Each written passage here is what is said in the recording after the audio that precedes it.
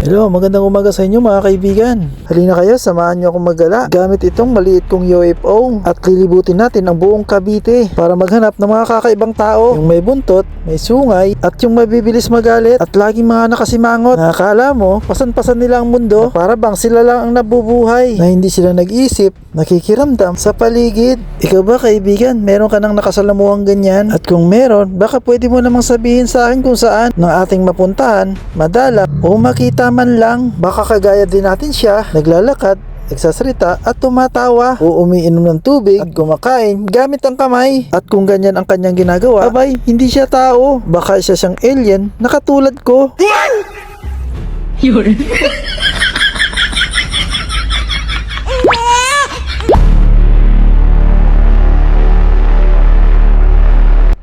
O ano kaibigan, may nakita na ba kayo o napansin man lang? Parang ang hirap naman maghanap ng katulad niyan dito. Pero syempre, hindi tayo susuko. Tuloy lang ang ating paghahanap. Hindi pwedeng nag-iisa na lang tayo. Na dapat meron tayong makitang katulad natin para atin silang maabisuhan na huwag silang maglalabas masyado dahil baka sila'y mahuli ng masasama at sila'y mapagtripan at makatay at gawing pulutan. Yun.